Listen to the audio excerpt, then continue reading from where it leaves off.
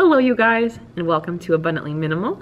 My name is Sarah, and in this video, I want to take you along as I declutter my office, or in my case, my classroom, since I am a teacher. On this channel before, I did do a video related to minimalism in the workplace, but I wanted to take it to the next level and have more of an in-depth decluttering and organization session. So I actually decided to do 5 parts of organization.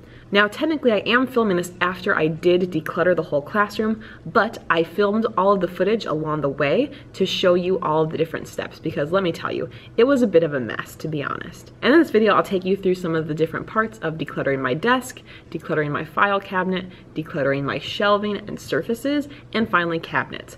All 5 of those places I spent some extended time on fixing them. And whether this is in your office, your workspace, or in my case, a classroom, this can have immense benefits for us. If you want a closer look of exactly what I decluttered and how I decluttered each area of the room, I actually will link a playlist below. I uploaded 5 videos related to this topic on my other YouTube channel, Mr. and Mrs. Social Studies. This is what I run with Jake related to teaching, so that's where you can find a more in-depth version, but I wanted to give a couple general tips here to talk through kind of my process. My first tip, if you're trying to declutter your workspace or office, is to really question your existing systems.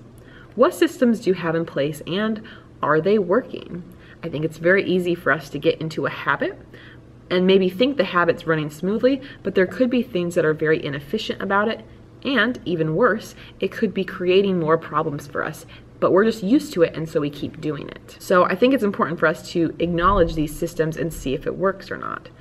I know for myself, in this decluttering process, in this workspace, I definitely found that especially some of my organization systems with papers, because I dealt with a lot of paper clutter, or I on a regular basis I deal with a lot of paper, I realized I needed a better system for filing papers and taking care of things, deciding what was important and what wasn't. And by taking inventory of your existing systems, you can make a change now that can save you hours upon hours of time in the future.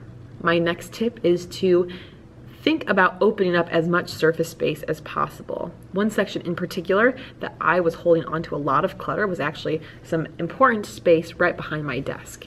And I had all these binders and things that were honestly left from the teacher here before me. I hardly ever looked at any of them, so why did it need to take up important space at my desk? I moved some things around. They're still in a space that's fairly close. However, no longer is it taking up all of this space on my desk. And I just already feel so much happier with how this is maybe about 1/3 of what used to be here. And now, I mean, granted, I still have some other files and like those are current things. We've got some standardized testing and stuff coming up. But overall, it's much more open here than it was. Before, the binders and everything went about to here. And so just having this extra space already makes me feel so much better. And regardless of the work or office situation, having this space makes us feel good, makes us feel less stressed out, and we deserve to feel that way. We deserve to feel less stressed and happier and have things be more clear. So that's something to keep in mind. Again, maybe it's something that's been in existence for a long time and you just haven't dealt with it. Now's the time. Create those opportunities for yourself. And then my final point is I think that with our offices or workspaces, there's a lot of just in case kind of items or thought process behind keeping certain items. Don't keep those just in case items just because you feel like you should. Now, there may be cases where maybe you do have to keep the financial records in an office that you work in or something like that. But if you can use your best judgment and you also don't plan on leaving that job anytime soon, or even if you do, trying to get rid of unnecessary items that don't benefit anyone. As I was decluttering my classroom, I found several VHS tapes, but guess what? No one's going to use the VHS tapes anymore. Technology has made that pretty much obsolete. I found several books full of transparencies for overheads. Guess what? All the students have Chromebooks. We've got lots of computers in this building.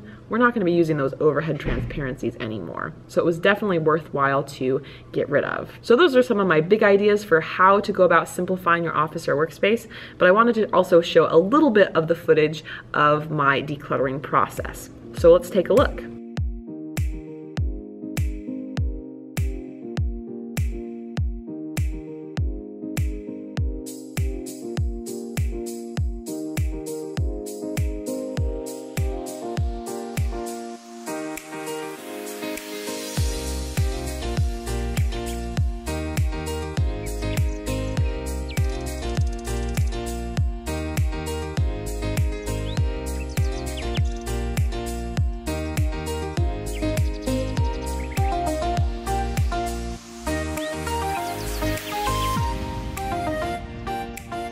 So that is just a little taste of the footage from the decluttering of my classroom. Of course, you can watch the full versions. I'll put links below for you, or you can even just click on the playlist right here to go through them all at once. As always, thank you for your support.